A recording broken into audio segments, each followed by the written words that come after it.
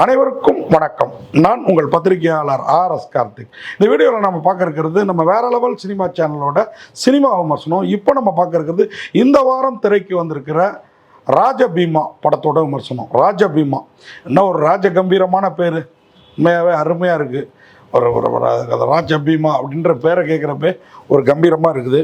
ஆனால் படம் குறித்த காலத்தில் இந்த படம் திட்டமிட்ட நேரத்தில் வந்திருந்தால் உண்மையாக ராஜ கம்பீரமாகவே இருந்திருக்கும்னு நினைக்கிறேன்.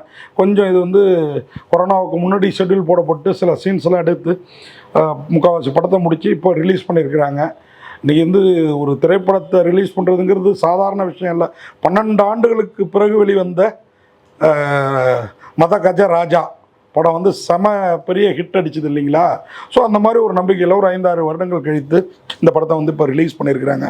இதுலேயும் கஜன், அதில் பேரில் தான் மத கஜ ராஜான்னு இருந்தது. இதில் கஜமுகன் தான் முக்கியமான ஒரு கேரக்டர்.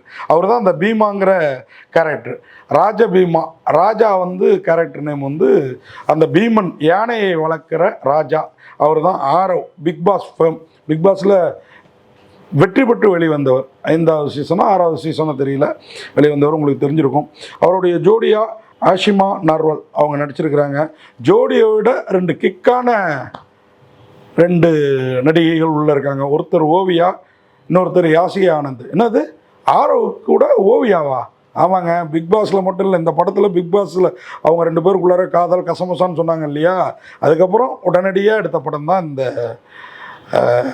ராஜபீமா. அதனால் அவங்கள கூப்பிட்டு வச்சு ஒரு பாட்டுக்கு தேட்டர் ஓனர் நம்ம ராஜா, அதாவது ஆரவ், அவங்க தேட்டருக்கு எதாச்சும் வர்ற ஓவியாவை ஒரு குத்து டான்ஸுக்கு அங்கே ஆட விட்டுருப்பாங்க. வேறு லெவலில் இருக்கும்.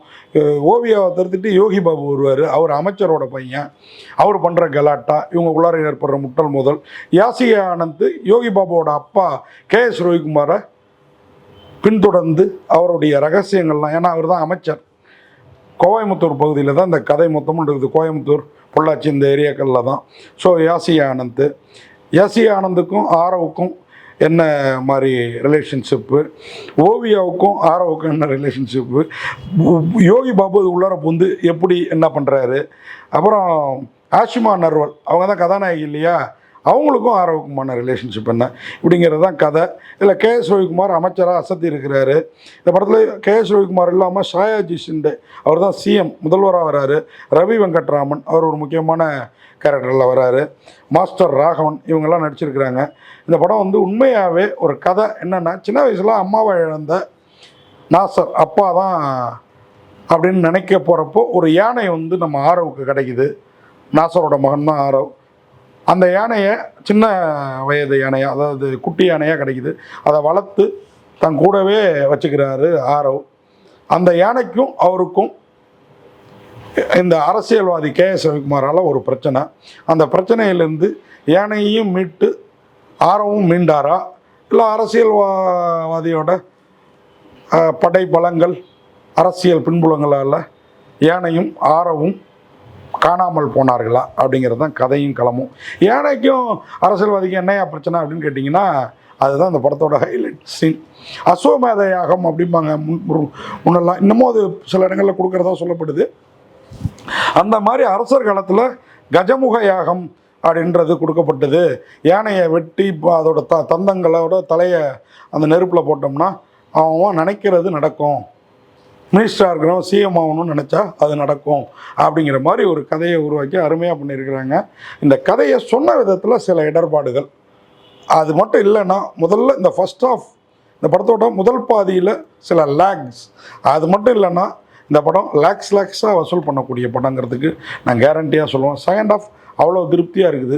முதல் பாதியில் யோகி பாபு இருக்கிறாரு, ஓவியா இருக்காங்க, யாசிகா ஆனந்த் இருக்காங்க, ஆரவ் இருக்கிறாரு, கே.எஸ். ரவிக்குமார் இருக்கார், நாசர் இருக்கார், எல்லாம் இருக்காங்க. ஆனால் சீன்ஸ் கோர்வையாக இல்லை. அதனால் முதல் பாதி கொஞ்சம் நமக்கு சலிப்பு தருது. ஆனால் 2ஆம் பாதியில் வேறு லெவலில் படத்தை எடுத்துகிட்டு போயிருக்காங்க.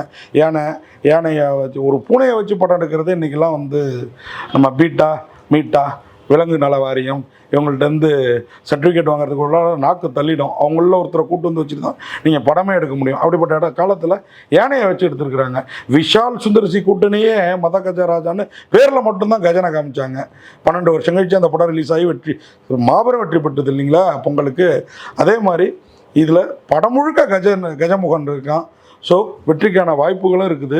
ஆனால் சில சீன்ஸ் முன்பாதியில் திராவையாக இருக்கிறது மட்டுமே இந்த படத்தோட பலவீனம் அப்படின்னு சொல்லுவேன். மற்றபடி சாயாஜி ஷிண்டே அவருக்கு எதிராக கேஎஸ் ரவிக்குமார் பண்ணுற அரசியல் வியூகங்கள், சாயாஜி ஷிண்டே சிஎம் அந்த பதவிக்கு ஆசைப்படுற கேஎஸ் ரவிக்குமார் பண்ணுற அயோக்கியத்தனங்கள், ரவி வெங்கட்ராமன் அவர் பண்ணுறது நல்லவர் மாதிரியே காட்டிக்கிட்டு கேஎஸ் ரவிக்குமார் பண்ணுறது, கேஎஸ் ரவிக்குமார் மகனாக வந்து யோகி பாபு பண்ணுற அட்ராசிட்டிகள்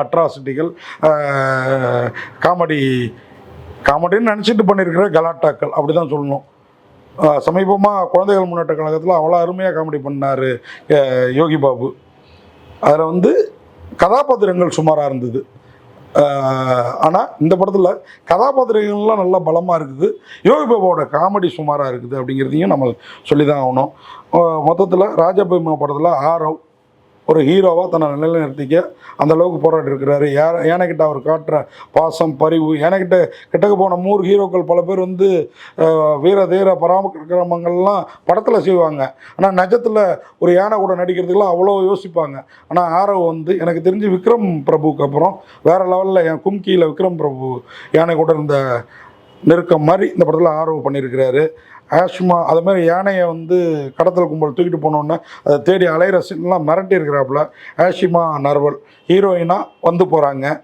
நாசர் அப்பாவா உண்மையாக அழ வச்சிடுறாரு சில சீனில். யாசியா ஆனந்த் ஓவியா 2 பேரும் போட்டி போட்டு ஒரே பாட்டுக்கு வந்த ஓவியா படம் முழுக்க இருக்க யாசியா ஆனந்துக்கு போட்டியாக இருக்கிறாங்க. நமக்கு செம்ம லூட்டியாக இருக்குது. அதுமாதிரி யோகி பாபு, கேஎஸ் ரவிக்குமார் எல்லோருமே சிறப்பாக பண்ணியிருக்கிறாங்க. இந்த படத்தில் குறைன்னு பார்த்தீங்கன்னா முன்பாதியை சொல்லலாம். இந்த படத்துக்கு வந்து எஸ் மோகனோட தயாரிப்பு உண்மையாக யானையை கட்டி தீனி போடுறதுன்னா சாதாரண விஷயம் இல்லை. யானையை வச்சு படம் எடுத்துருக்கிறாரு. அவரை கணேசன் காவந்து பண்ணணும். சைமன் கிங்கோட மியூசிக் படத்துக்கு பெரிய பலமாக இருக்குது. அதுமாதிரி ஒளிப்பதிவு, படத்தொகுப்பு, கலை இயக்கம் இதெல்லாம் பெரிய குறை இல்லை. முன்பாதி மட்டும்தான் குறை. மொத்தத்தில் இந்த ராஜபீமா ராஜகம்பீரமாக இருந்திருக்க வேண்டியது இருந்திருக்கலாமே அப்படின்ற ஏக்கத்தையும் தருது அப்படின்னு சொல்லி விடைபெறுறேன். நன்றி, வணக்கம்.